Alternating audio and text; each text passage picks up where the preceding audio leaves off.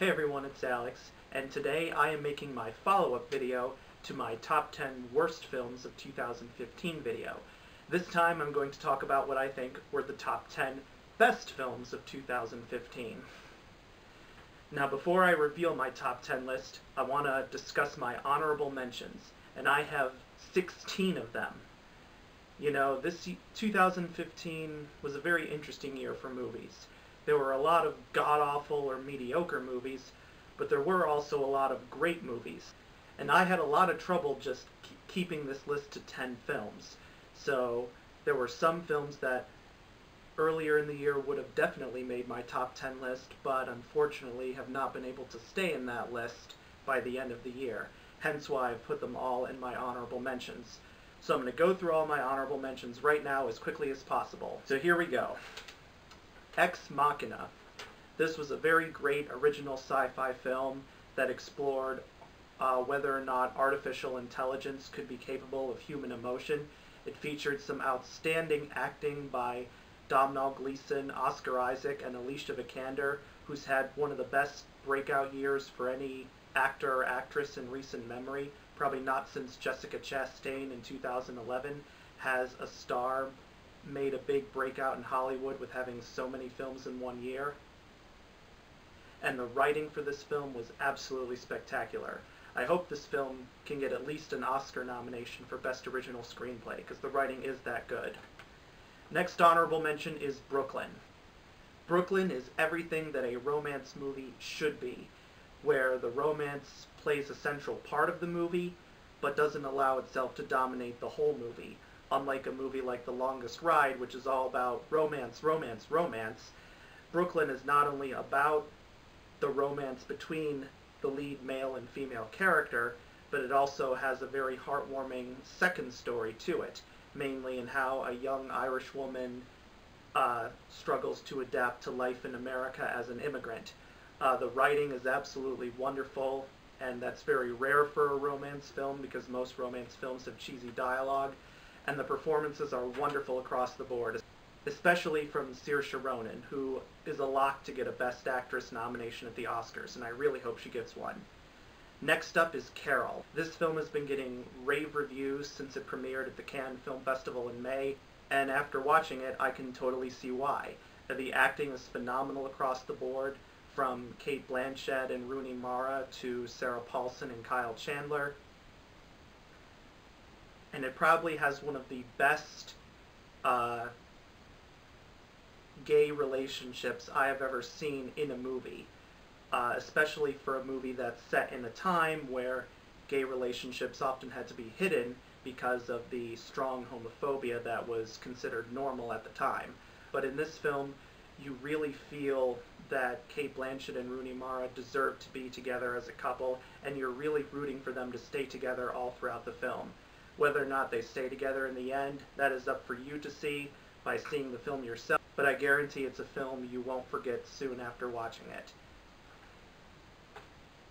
Next is Steve Jobs. This was definitely a vast improvement over the Steve Jobs film that was called Jobs in 2013 starring Ashton Kutcher. This movie was actually based on the biography written about Steve Jobs by Walter Isaacson. And while the film doesn't necessarily focus on all of Steve Jobs' life, it focuses mainly on his three biggest product launches, the first Macintosh computer, the NeXT computer, and the iMac computer. All the characters from all the people from Steve Jobs' life wonderfully come to life. Michael Fassbender literally is Steve Jobs the moment he walks on screen, and so far he's given what I believe is the best male actor performance of the year. I haven't seen The Revenant featuring Leonardo DiCaprio yet because The Revenant doesn't come to my area till January 8th, but for now, Michael Fassbender is my favorite lead performance of the year. Seth Rogen was great as Steve Wozniak, Kate Winslet was excellent as Joanna Hoffman, Jeff Daniels was great as John Scully, Catherine Waterston was great as Steve Jobs' ex-girlfriend, Chrisanne Brennan, and who was the mother of his daughter Lisa, and all the actresses who played Lisa Jobs at various ages, like at 5 years old, 10 years old, and then 19 years old, I believe. All three of them were great, and the writing of this movie was absolutely phenomenal, but That's what happens when your film is written by Aaron Sorkin. Next is Dope. This film was not only very funny, but very heartfelt. You wouldn't think that a movie about three kids living in a rough neighborhood in Los Angeles where drugs and crime are prevalent could be funny, but this one actually is. And the great thing about the characters in this movie is that they're not your stereotypical kids in the hood. These kids actually want to do something productive with their lives. They get really good grades in school. They actually want to go to college, and you really root for them all the way through. And whenever they get stuck in a bad situation, they always try to find a way to get out of it, so that way they don't get stuck in that same type of situation again. And the acting and writing are phenomenal across the board in that movie, and it's one of the most underrated films of 2015 in my opinion, because it came and then it went, because it got shuffled in with all the big summer blockbusters. But if you're a fan of independent film and you've not seen Dope yet, check it out. The Hunger Games: Mockingjay Part 2.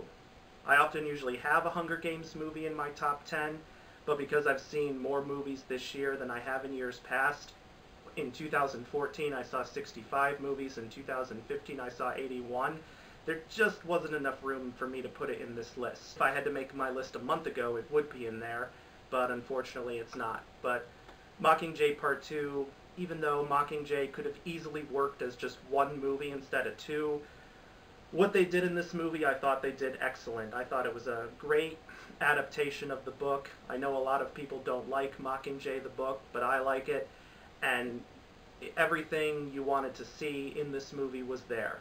And the acting across the board was great. Jennifer Lawrence, of course, is phenomenal as Katniss. This is Josh Hutcherson's best performance as Peeta to date. He really embodies the character more than he has in other films. Liam Hemsworth, of course, is pretty good as Gale, although Gale has never been my favorite character, not because of the way Liam Hemsworth plays him, but just because of his attitude and his jealousy about Katniss and Peeta. And of course you had Philip Seymour Hoffman as great as Plutarch, and this is his very last film. You know, rest in peace, Philip Seymour Hoffman. And this is especially sad for me because I live close to where Philip Seymour Hoffman grew up, and his death hit our community pretty hard. It was a really bad time.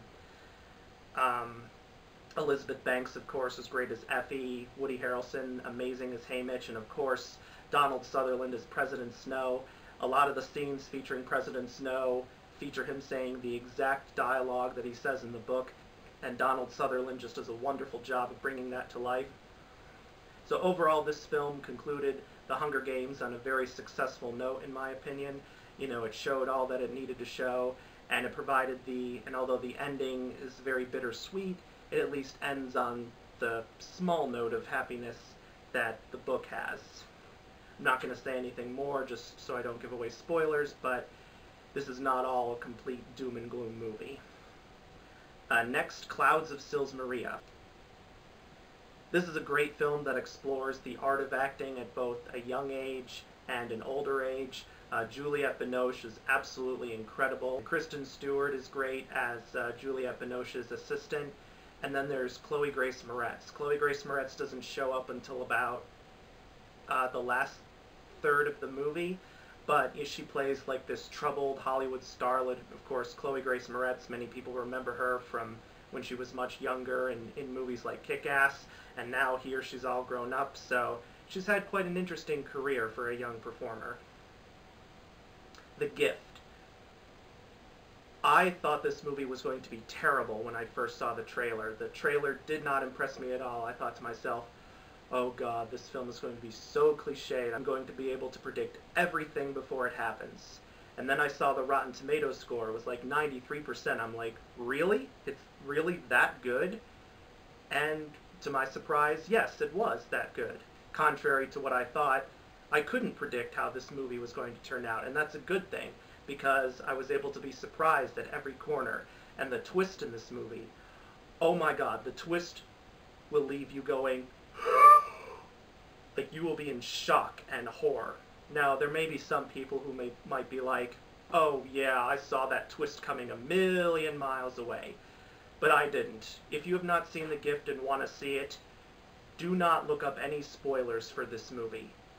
I repeat, no spoilers, because if you do, then you won't be as shocked as I was when the twist happens. I won't say when the twist happens, but when it happens, you will be floored. And as a result of the twist, I honestly think this is probably one of the most disturbing stalker films ever made. The Peanuts movie. This was an absolutely wonderful way to bring the Peanuts comic strip to the big screen. Everything I saw in this movie reminded me of why I've been such a big Peanuts fan for a good majority of my life. And this movie is done so well that this should be used as an example of how to bring a beloved franchise to the big screen and do it in a way that not only will it appeal to longtime fans of the franchise, but also win new fans over in the process. And I think that is exactly what has happened with this movie. So, bravo, Peanuts movie, bravo. Next is Suffragette. This film stars many great British actresses like Carey Mulligan, Helena Bonham Carter, Anne-Marie Duff. Meryl Streep is also in this movie, and she does a great British accent, although she only appears on screen for like 3 or 4 minutes and then you never see her again.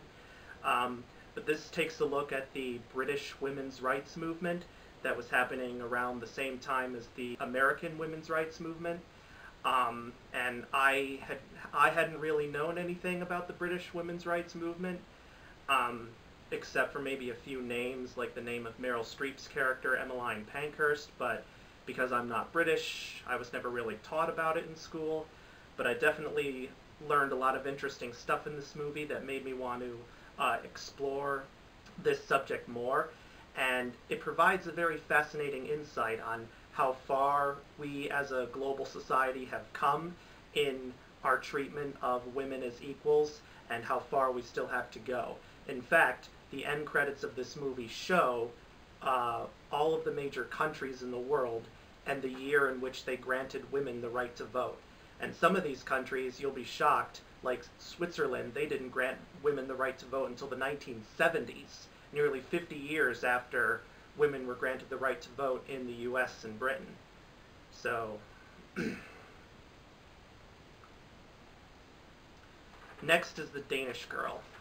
I honestly think this is probably the most realistic film about a transgendered person since Boys Don't Cry. Well, realistic in the sense that both of them are based on true stories, but also realistic in the sense that both films, I feel, are the best at trying to portray a transgender person as an actual person, and not just as a caricature or an object of laughter, like it has often been in the case in a lot of other movies, particularly comedies. But here, Eddie Redmayne, his performance feels very organic, very realistic. It's definitely a redeemer for him in regards to his bad performance in Jupiter Ascending. When you're watching him on screen, you really feel as if you're watching an actual woman emerge from a man's body. You don't feel at all that this is being done for laughs or for show. You really feel that all of this is genuine and heartfelt. And Alicia Vikander and Matthias Schoenhardt are also very good. And the production design and costume design and makeup really bring you back to that time of the late 1920s and early 1930s when this movie takes place. Trumbo. You know, Hollywood has always loved to explore the history of itself, and Trumbo is no exception. And I think it does a very good job of showing how the Red Scare that happened in the 1950s, courtesy of Senator Joseph McCarthy, really ruined a lot of people's lives. Now, granted, Dalton Trumbo, the figure portrayed in the movie by Bryan Cranston, he was indeed a member of the Communist Party in America, but he never tried to enforce his beliefs on others. He never tried to cause harm with his beliefs, and he was actually a legitimate screenwriter regardless of his political beliefs. But because he was lumped in with a group of people who maybe actually were threats to the United States, his entire life and career just got flushed down the toilet as a result. And in fact, as the movie shows, Dalton Trumbo not only had to write screenplays under a pseudonym, oftentimes the only work he could find was writing scripts for like crappy B-level monster movies. So imagine that. You go from writing very prestigious films to writing crappy B-level movies. And in fact, as we find out in the film, Dalton Trumbo even won 2 Oscars during the time that he was being persecuted by Senator McCarthy. But, of course, for both of his Oscars, they were presented under different names than his actual name. And it wasn't until many years later that the Academy finally recognized those Oscar wins with his actual name. 99 Homes. This was a very interesting look at the real estate bubble that helped contribute to the Great Recession and a lot of the corruption that went along with it. Michael Shannon is great as this really oily real estate agent who just loves to lure people in and just corrupt them in the worst possible way, which is exactly what he does to Andrew Garfield, who's this guy trying to provide for his mom and his son, and in desperation for money, he starts working for Michael Shannon, and soon he begins ripping other people off in the same way that Michael Shannon first ripped him off. And, it provides a very strong message of how when you start doing the same bad thing to other people that was once done to you, you're eventually going to find yourself at the low end of the spectrum, at the low end of the totem pole, and be all alone in the world. And that's a powerful message that can apply to anyone in any situation. Kingsman: The Secret Service. This was a great tribute to all the classic spy films that we've ever had throughout the history of Hollywood. And it not only has a lot of great action, but it also has a lot of great comedy. And Colin Firth proves that he can play any debonair character and make him look like the suavest guy on earth. And Taron Egerton, who plays this kid that is recruited by Colin Firth to become a spy, he proves himself in this movie to be one of the next big stars on the horizon. While We're Young. This film has one of Ben Stiller's best performances in his entire career, and in this is one of those rare films where he's not trying to be a doofus or a goofball or a schmuck. You really do feel for his character, and Naomi Watts is great as Ben Stiller's wife, and Adam Driver and Amanda Seyfried are great as this young 20-something couple that becomes friends with Ben Stiller and Naomi Watts. And it really makes you ask yourself as you watch, is it possible to become great friends with someone who is literally a generation younger than yourself? Can you learn valuable things from becoming friends with someone who's a generation older or younger than you? And it also just provides great food for thought as to what is the meaning of life, from both the perspective of people in their 20s and from the perspective of people in their 40s. Sicario. This was a great movie about the war on drugs, specifically the Mexican drug cartels, and while there's not a lot of gun-firing action, this film is very tense, like so tense you could probably hear a pencil snap from the farthest distance if such a thing happened. And the ending. The build-up to the ending is one of the most tense, slow-burning, but epic build-ups you will ever see. And it features some great performances by Emily Blunt, Benicio del Toro, and Josh Brolin. Now onto my actual top 10 list. Number 10, The Big Short. I saw this film on New Year's Eve, so it just barely had a chance to make it into my top 10 list, but it was good enough that it was able to make it on here. The best way to describe this film, in my opinion, is kind of like The Wolf of Wall Street meets Ferris Bueller's Day Off. But this is kind of the flip version of The Wolf of Wall Street, because The Wolf of Wall Street was about this banker who is corrupting everybody he comes into contact with. And this film was about people who are trying to catch the corruption that is being committed by these banks in the lead up to the Great Recession. And it's a lot like Ferris Bueller's Day Off, because there's a lot of breaking the fourth wall narration with the characters actually looking at the camera and talking directly to the audience. The screenplay is one of the sharpest screenplays I've seen all year, and it does things that you wouldn't think could work in a movie but actually do. In some segments you have celebrities like Anthony Bourdain and Selena Gomez speaking directly to the audience about various aspects of subprime mortgage loans and things like that, and you wouldn't think that would work, but in this movie it actually does. Not only is the screenplay great, but the performances are incredible. Steve Carell, Christian Bale, Ryan Gosling, Brad Pitt, Finn Wittrock, Melissa Leo, Marissa Tomei, all of their performances are great to watch, even if some of them don't even share scenes together. Like Christian Bale never shares any scenes with Brad Pitt, Ryan Gosling, or Steve Carell, but no matter who's on screen at what time, they're all great to watch. And one of the biggest surprises of this movie was that it was directed by Adam McKay, who normally directs Will Ferrell comedies, both good and bad, like Anchorman, Anchorman 2, and Step Brothers, which I think is the worst of all of Will Ferrell's movies. But Adam McKay certainly redeemed himself here with The Big Short. He not only directed this movie, but also co-wrote the screenplay, and if he gets any Oscar nominations, and he most likely will for the screenplay, then I have no problem with that. So, great job, Adam McKay. Great job, cast. Number 9, Love and Mercy.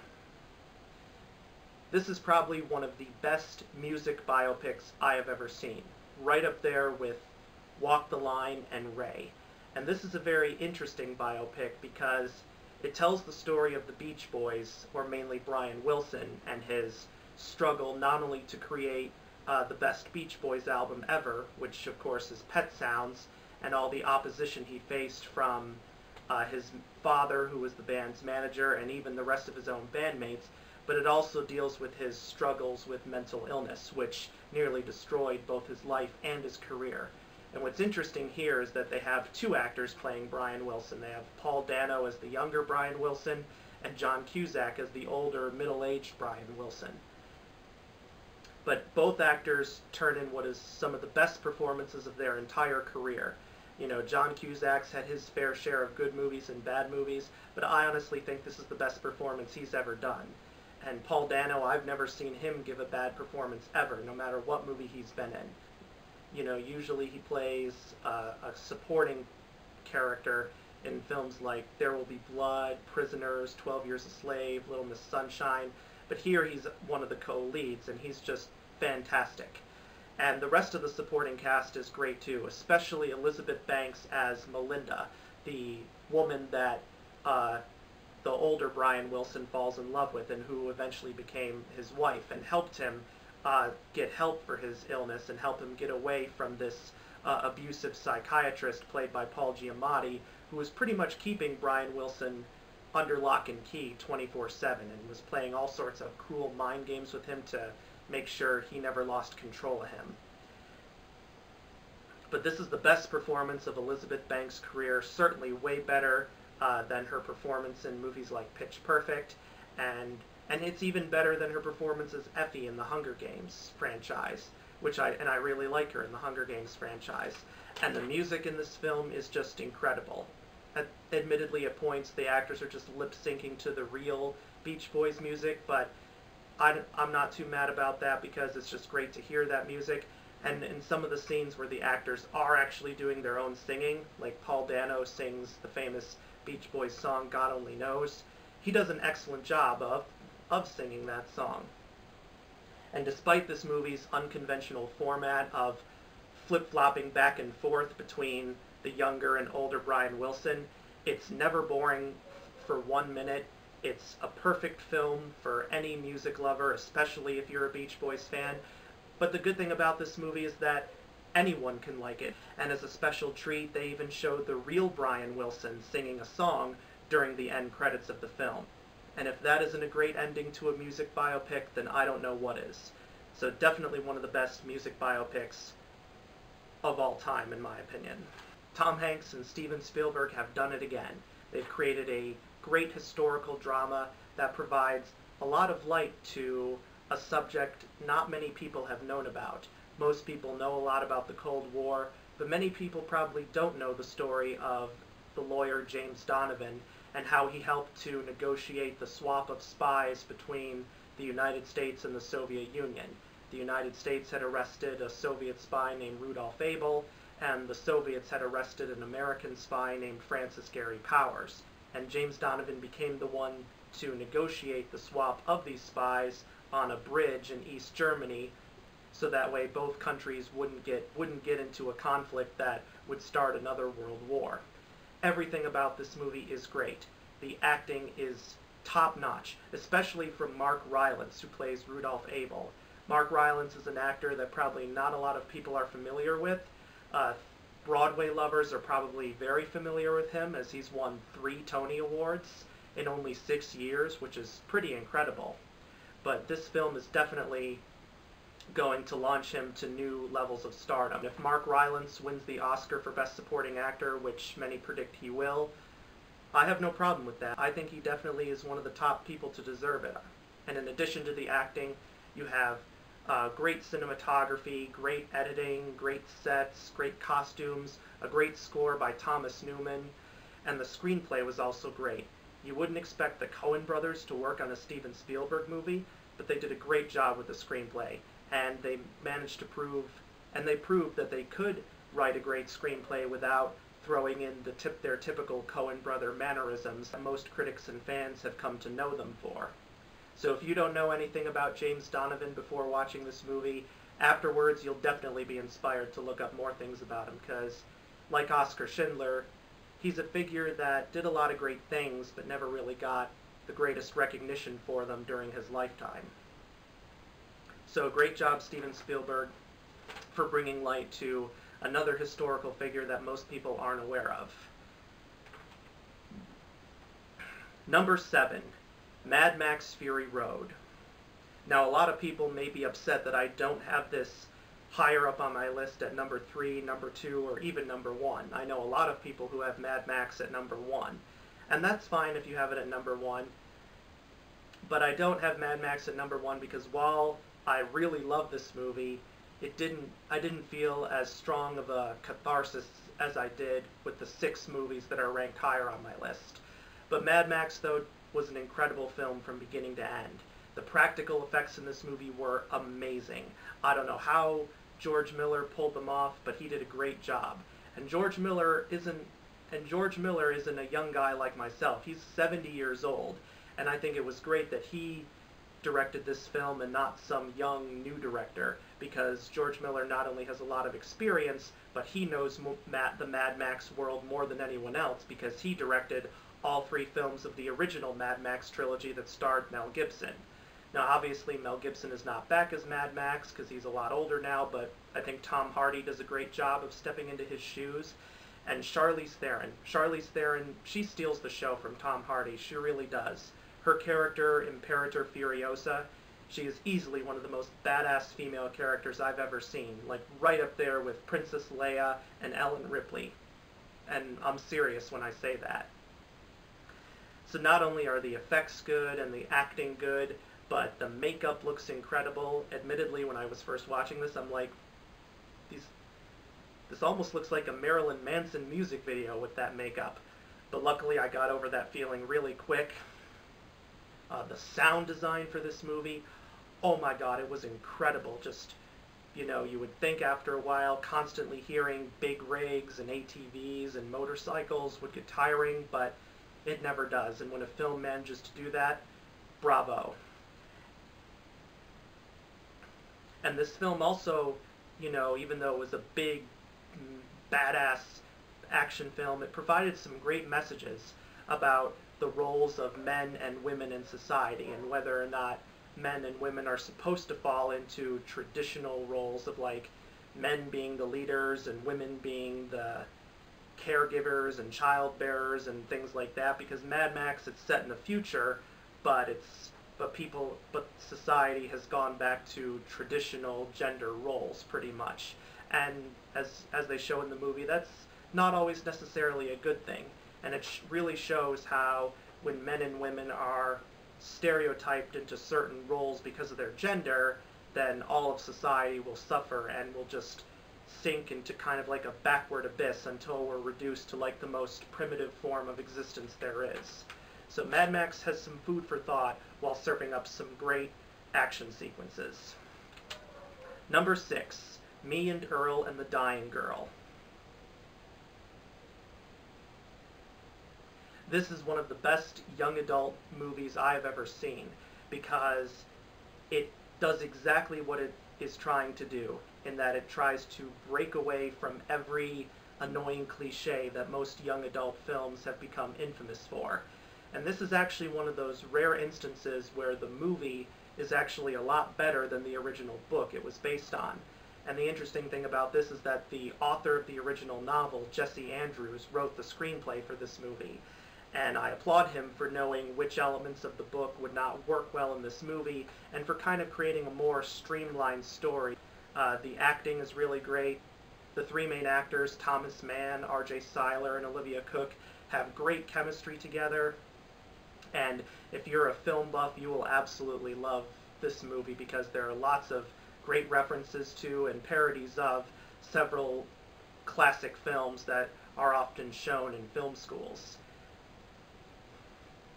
But the best thing about this movie is that it feels like a blend of certain movies, but still has an original story. This movie feels like it's as if Wes Anderson directed a mix of Napoleon Dynamite and The Fault in Our Stars, but without the romance aspect, but did it in a way that didn't feel derivative of those films. And because it's presented like that, you really come to care about all of the characters, and you really come to care about how the movie progresses from beginning to end. And thankfully the movie ends on a level in which, whether or not you feel happy or sad, I can't really talk about it because then I give away major spoilers, but you feel like you've earned all those emotions. You don't feel manipulated in any way at all, because sometimes movies like to say, well, if you're not happy or sad by the end of this movie, then you're a bad person. But this movie allows you to feel whatever you want. It allows you to connect with the characters or not connect with the characters. It allows you to make up your own mind as to whether or not you feel this is a realistic portrayal of teen life. And while it's probably not, and while of course not all movies are going to be totally realistic, I do think this is quite realistic on a lot of levels because it doesn't feel like there's the typical Hollywood glossing or sugarcoating that you normally see in movies. Number 5, Star Wars Episode 7, The Force Awakens. Now, I like all the Star Wars films, even the prequels. Yes, I realize they have a lot of flaws, but I still like them nonetheless. And like many Star Wars fans, I was super excited for this movie. Everything you want to see in a Star Wars movie is there. The action scenes are incredible. The acting is incredible across the board. Han Solo is my favorite Star Wars character of all time, and Harrison Ford probably did his greatest performance yet of the character. Mark Hamill is great as Luke. He doesn't really have too much screen time. I can't really say why, but once you'll see the movie you'll understand. But it's so great to see him again. Carrie Fisher, of course, is great as Princess Leia, although now she's General Leia. And then you have, Anthony Daniels as C-3PO, Kenny Baker as R2-D2, Peter Mayhew as Chewbacca. They're all great. And then the new cast is also incredible, especially the two new leads, Finn, played by John Boyega, and Rey, played by Daisy Ridley. Those two are incredible. They definitely are the heroes of a new generation in the Star Wars universe, especially Rey. Daisy Ridley, this is like her first big film role, and she absolutely blew it out of the park. She is going to become a big star in the future, I guarantee you. And so will John Boyega. And Oscar Isaac is great as Poe Dameron, and the villains are incredible, especially Adam Driver as Kylo Ren. And some of the stuff Kylo Ren does in this movie will leave you in shock and horror because he may be young, but he definitely is evil. The effects in this movie are awesome, and John Williams. I'm so glad John Williams came back to write the score for this movie because he knocked it out of the park. The Star Wars films just wouldn't be the Star Wars films without John Williams writing the music. Everything you wanted to see in a Star Wars movie, it's here. So if you have not yet seen The Force Awakens, go buy a ticket right now, because you will not regret it. Unless you've hated every other Star Wars movie, in which case you'll probably hate it. And if that's the case, boy do I feel sorry for you. Number 4, Room. This movie packs a lot of emotional punches, but in the end, all those emotional punches are worth it because this film, it's willing to take on a very disturbing subject matter, but it does so in a very sensitive way that really kind of shows appreciation for how the people who are caught in these types of situations in real life are able to survive on a day-to-day basis. Because while Room is not directly based on a true story, there are definitely similar cases like we see in the movie that have been reported in real life by the media. Brie Larson plays this young woman who's been trapped in a shed for 7 years by this psycho who rapes her on a daily basis. And one time when he raped her, he got her pregnant and she gave birth to a son she named Jack, and she raises him inside the shed for the first 5 years of his life, and he has never ever seen the outside world. So imagine that, being 5 years old and living your entire life in a shed. She arranges this big crazy plan to get the both of them rescued, which thankfully ends up working. And she has to readjust to the outside world while Jack has to experience it for the very first time. And despite how disturbing this sounds, it's worth watching because you get a great sense of hope watching Joy, the mother's name, and Jack readjust to life once they are rescued. And this is another case where the author of the original novel wrote the screenplay for the movie, and Emma Donoghue did a fantastic job. And like Jesse Andrews with Me and Earl and the Dying Girl, she took elements from the book that probably would not have worked in a movie, and she cut them out and she streamlined it together in the best way that a movie can be told. And the performances in this film are just absolutely top-notch. Brie Larson is considered the front-runner to win the Oscar for Best Actress, and I totally agree with that because,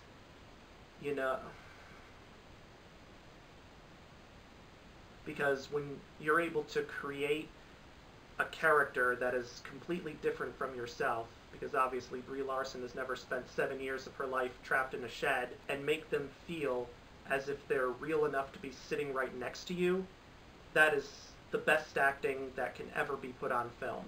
And Brie Larson's only like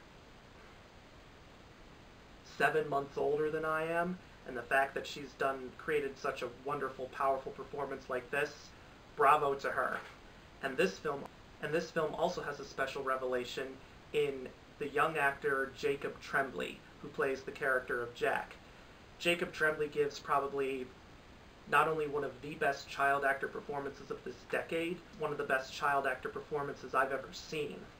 And, I've seen a lot of movies that have kids as the main character, but very rarely do I see a performance that makes me forget how young an actor is, Jacob Tremblay, he's only like 8 or 9 years old in real life, but he has the kind of talent that a lot of adult actors don't have. Like, Adam Sandler is never going to be as good of an actor as this kid.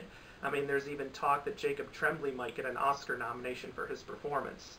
And if he actually does, I can't disagree with that because it really touches you on a special level to the point where you really want the character to come out all right in the end. I can't say whether or not he does, that's up for you to see, but you're with the character of Jack every step of the way. And Jacob Tremblay, for him to go from a movie like The Smurfs 2, where he played Neil Patrick Harris and Jayma Mays' son, to a movie like this, that is incredible. Number 3, Inside Out. I've always liked every movie Pixar has made, even when they haven't been at their best. Inside Out is easily one of Pixar's best movies that they've ever made in their entire existence.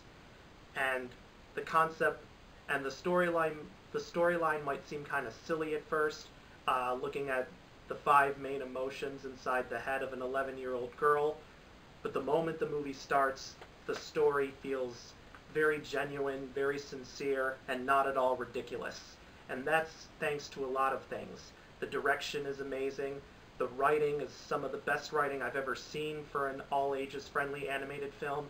And the voice cast is probably some of the best casting I have ever seen for a Pixar film. Every single actor fits their part perfectly. Amy Poehler is so perfect as Joy. I honestly can't imagine another actress voicing that role. I really can't. If you're a longtime fan of Amy Poehler, you'll love this movie. If you've never heard of Amy Poehler, you'll fall in love with her after watching this movie. Phyllis Smith from The Office is also perfect as Sadness. She, even though Sadness, of course, is a very gloomy, pessimistic character, you do genuinely care about her, and you're very curious to see what she'll do throughout the course of the movie. And thanks to Phyllis Smith, you are genuinely surprised by how her character progresses throughout the movie, and in a good way. Bill Hader was very great as Fear. Lewis Black was hilarious as Anger, especially when he gets so angry that his head catches on fire. And Mindy Kaling was also great as Disgust. Richard Kind plays this character named Bing Bong. If you haven't seen Inside Out, I'm not going to tell you too much about Bing Bong, but all I will say is that Bing Bong is going to tug at your heartstrings, so be prepared. And Richard Kind did a wonderful job there. And this film actually has one of the best messages I've seen in any movie ever. It shows that it's okay when you're at a young age to be confused about big changes in your life, because the girl who these emotions live inside, named Riley, she's having to struggle with having to move all the way across the country from Minnesota to California and having to leave everything behind that she's ever loved. And she doesn't know how to feel about that because she loves her parents and doesn't want to disappoint them, but she doesn't want to repress the feelings of anger and sadness and loneliness that she feels from having to make this kind of transition. And overall, it just provides a very realistic look at what being on the cusp of adolescence can look like. Adults watching this will not only be reminded of their own adolescence, but also be reminded of their own children who are either going through adolescence or are about to go through adolescence, or who may even have already gone through adolescence and are all grown up. This movie literally can appeal to anyone. Kids won't necessarily be able to understand the aspects of adolescence. Young kids won't necessarily be able to understand the aspects of adolescence that Riley is going through, but everything else in this movie they will relate to. They'll love the emotion characters, they'll love the style of animation, they'll be hooked just as much as adults will be hooked. And the animation in this movie is easily in the top 5 of the most beautiful animation I've ever seen in a Pixar movie. If you could just visually present an example of a movie that should be seen on the big screen, Inside Out is a perfect example, because the colors in this film are just so beautiful that while they'll look great on a flat screen TV, nothing will compare to seeing them on a big theater screen, because it just is that gorgeous. This movie was so good I literally could not find a single fault with it, so I say, welcome back Pixar, you have made us proud once again. Keep up the good work. Number 2, Spotlight. This is a movie I would classify as very disturbing to watch, but necessary to watch because of its subject matter. Other films I would put into a category like this would be Schindler's List and 12 Years a Slave. This movie explores the sex abuse scandal in the Catholic Church involving the cover-up of pedophile priests, and it's about the team of Boston Globe reporters who investigated this scandal, and their efforts ended up winning them the Pulitzer Prize in the process. And they feature everything from, going through church records to interviewing the victims, and there are some very disturbing and graphic details when these victims are being interviewed. So much so I literally was covering my face. I even muttered some expletives because of how disturbing the content was. It really will shake you to the core. It shook me to the core very much because I am Catholic, and I have done research about this in the past, when all these news stories were breaking out, but hearing it all again, it brought me right back to when I first learned about it, when I felt my skin crawling just because of the disturbing stuff I was reading. Whether or not you're Catholic or whether or not you're even Christian, this movie will shake you to the core, so be prepared, if you haven't seen it yet. But, you really do feel that these journalists are doing their best to bring a sense of justice to the victims who have been keeping these secrets for decades, because a lot of them are middle-aged and they were abused as young kids. And even though this is about trying to expose a major problem of the Catholic Church, it doesn't necessarily point the finger and say, if you're a Catholic, then you're automatically a bad person because of all of this. I was afraid that was what the movie was going to do, because a lot of times when scandals like these happen, a lot of innocent people get blamed for something they didn't do. So I'm glad the movie didn't go that route, and nor should it have gone that route, because if it did, then I think there would have been a lot of protest for this movie, and rightfully so. Everything you want to see in a great movie is here. The acting is phenomenal. Across the board, this is a true ensemble film. There is not one actor who feels more like a star than the other, and everyone is great. Michael Keaton is great, probably one of his best performances of his entire career. John Slattery is great, Liev Schreiber is great, Mark Ruffalo is great. This is probably Rachel McAdams' best performance. You know, most people probably never imagined seeing her in a film like this after she was in films like The Notebook. And if you're a Broadway fan, you'll be very pleased to see one of your most prominent actors, Brian Darcy James, in this movie. And he doesn't just have a small role, he has a pretty big role in this movie. And he actually has one of the more disturbing plot points, because his journalist character learns that a pedophile priest is actually living on his street. And what he does is he goes out in the middle of the night, takes a picture of the house that the priest is living in, puts it on the fridge, and writes a note next to it saying, "Kids, don't go near this house." And you're like, when that happens, holy crap. Like, it makes you think what you would do if that happened to you in real life. So it provides food for thought on everything involved, which is what a good movie like this should do, and especially a movie about journalism, and journalism involving a serious, disturbing subject matter. And then the writing is great, the directing is great, the editing is great, and while I don't necessarily plan on watching this movie multiple times, I'm glad I did watch it, because, you know, it really gave me a lot to think about as I was watching it, and it reminded me of how society in the past, present, and probably the future will handle a scandal like this one. Number one, the best film of 2015, in my opinion, is The Martian. The Martian is everything I want to see in a great movie. The acting is phenomenal across the board. Matt Damon does a fantastic job of playing an astronaut stranded on Mars and who's alone on screen about 95% of the time. And never once does he make you feel bored. Never once does his dialogue feel silly or weird or stupid. You feel for his character 100% of the time, and you are rooting for him to get back to Earth no matter what he has to do to make sure that happens. And then every other cast member, no matter how big or small their role, they do a fantastic job when they are on screen. Chiwetel Ejiofor, Jessica Chastain, Kate Mara, Michael Pena, Kristen Wiig, Jeff Daniels, Sean Bean, Donald Glover, Benedict Wong. All of them do a phenomenal job. In terms of writing, this film has, in my opinion, the absolute best screenplay of the year. Most science fiction films never have writing this good, but this film, I believe, is not only one of the best written sci-fi films ever, but one of the best written films of this decade. It is that good, and never once does it feel silly or contrived or just trying to appeal to science fans. It appeals to everyone. You will be hooked from the moment the first word is spoken and until the last word is spoken. The directing. Ridley Scott, he is 78 years old, but he proves that age is nothing but a number when it comes to great directing. You know, like any director, he has his great movies, he has his not-so-great movies, but when he makes great movies, they are not just great, they are fantastic.